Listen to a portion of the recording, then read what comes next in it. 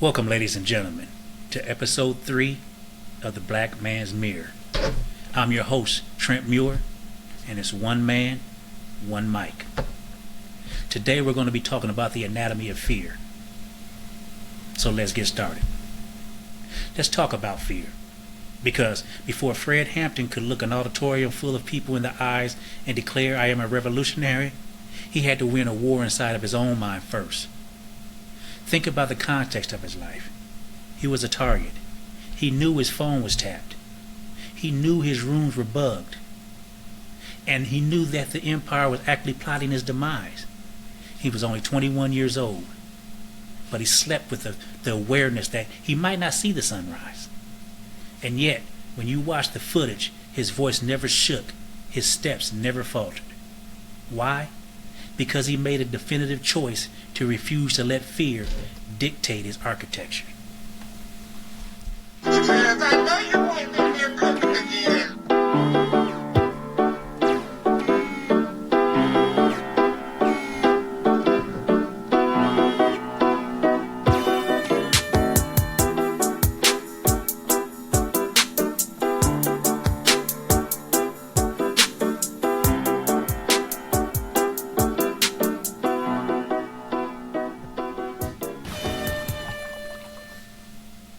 Now, let's turn that mirror toward us.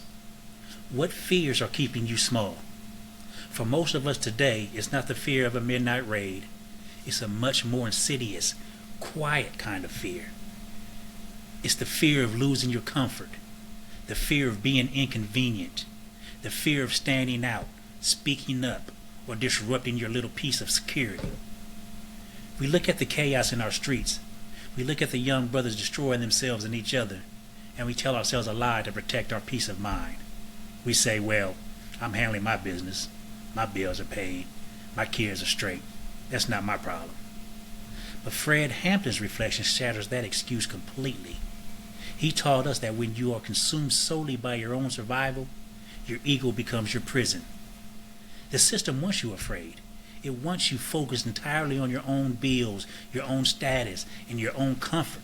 Because an isolated man is a harmless man. A man who is only fighting for himself can easily be bought, easily intimidated, and easily silenced. Conquering fear doesn't mean you possess a magical absence of anxiety. It means you realize that the mission is infinitely more important than your comfort. It means looking at your reflection in that glass and deciding that your life, your talents, and your strength do not belong to your selfishness. They belong to the liberation of your people. You have to decide if you want to be a monument of safety or a catalyst for freedom. Now, once you break through that fear, you have to face the next truth Fred Hampton left on the table. And this is the part of the mirror that is going to sting a lot of brothers who love the culture of the struggle, but hate the labor of it. Chairman Fred looked at the people who loved to debate philosophy in university halls, the people who could quote Karl Marx or Malcolm X verbatim, but never lifted a finger to change the material conditions of the neighborhood. And he dropped a hammer that we need to echo through every single corner of our community today. He said, "We say that theory without practice ain't shit. It's no good. It doesn't mean a thing. You can have all the revolutionary theory that you want, but if you don't practice it, if you don't put it into action, you're nothing but a counter-revolutionary."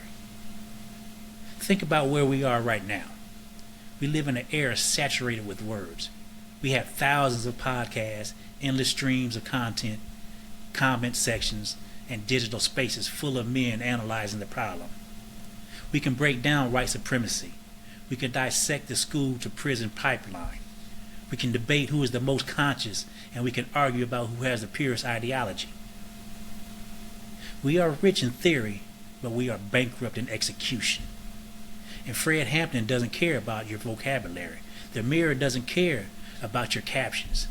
If you have all that knowledge, if you have the blueprint for excellence in your mind, but the 21-year-old boy living 3 doors down from you doesn't even know your name because you're too busy hiding behind a screen, then your consciousness is a fraud.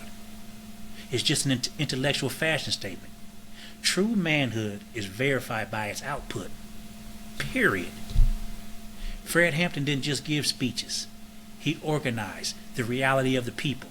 He saw hungry children who couldn't focus in class, so he organized a breakfast program that fed thousands every single morning. He saw families dying of preventable diseases, so he built a free medical clinic. He saw rival street organizations killing each other over blocks that they didn't even own. And he didn't judge them for it from a distance.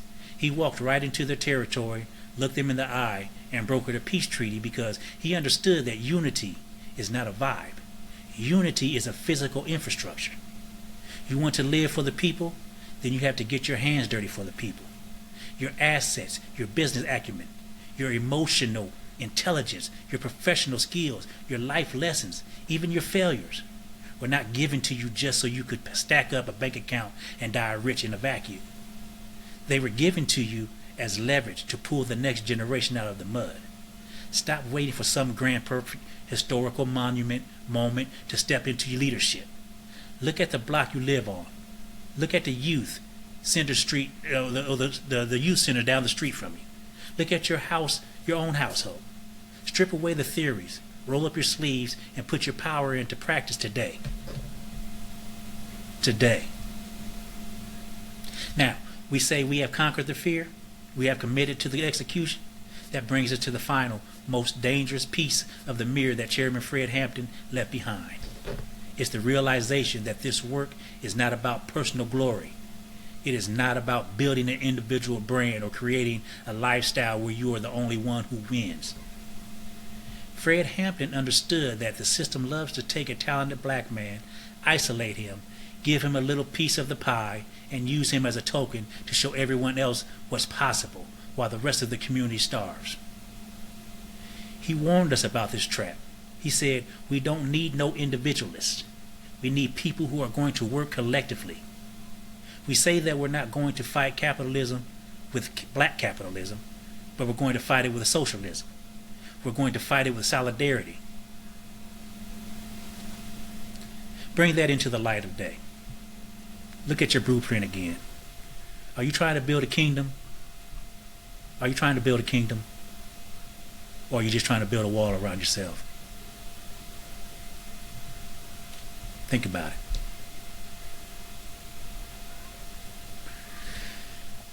If your success requires you to disconnect from the people who share your blood, your history, and your struggle, then you haven't won freedom. You just bought a bigger cage. Fred Hampton demanded that we fight for collective sovereignty. He knew that a single wealthy man can be crushed, but a unified, educated community is completely unstoppable. He didn't just talk about solidarity across ideological lines. He talked about it as a matter of survival. He famously declared, we ran into a lot of people that were monsters. We ran into a lot of people that were reactionaries. But we said to them, with us, it's a matter of life or death. We're not going to let a few reactionary monsters stop the whole piece of happiness of the world. Think about that level of clarity. At 21 years old, he understood that the forces trying to destroy our youth, the drugs, the violence, the systemic neglect, the mental conditioning, are monstrous. And you cannot fight a monster with a half-hearted efforts. You cannot fight a monster by being polite or by hoping things get better on their own. It's a matter of life or death. Every day we choose comfort over action, another young brother gets swallowed by the streets. Every day we choose silence over leadership.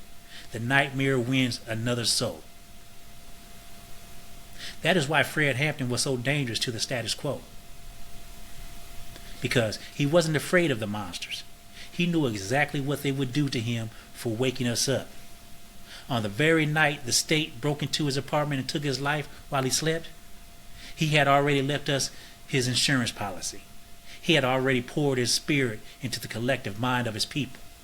He left us with the words that should ring in your chest every single time you feel like giving up. Never give up. He said, I may be dead, but I'm not going to be dead until you're dead. As long as you're making a revolution, I'm making a revolution. As long as you're working for the people, I'm working for the people. I am a revolutionary. Let the power of that declaration vibrate into the microphone. That is your ultimate mirror test today. When you look into the glass, do you see a man who is dying a slow death of comfort and complacency? Or do you see a revolutionary? Being a revolutionary doesn't mean you carry a weapon. It means you carry a standard. It means you look at your life, your talents, and your resources, and you decide that they belong to the people. It means you stand up for the 12-year-old who doesn't have a father. You invest in the community that gave you your roots, and you refuse to let fear keep you quiet. Chairman Fred Hampton died so that the standard could live. Now it's your turn to pick up the architecture and build. Conquer your fear.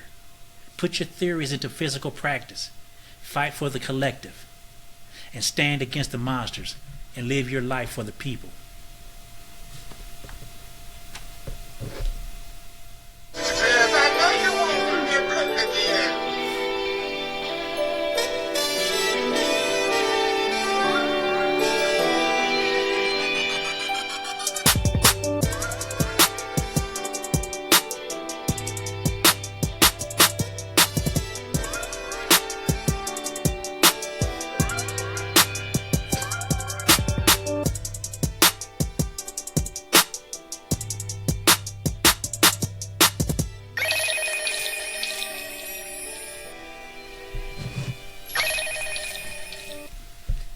Thank you for tuning in to episode 3 of The Black Man's Mirror.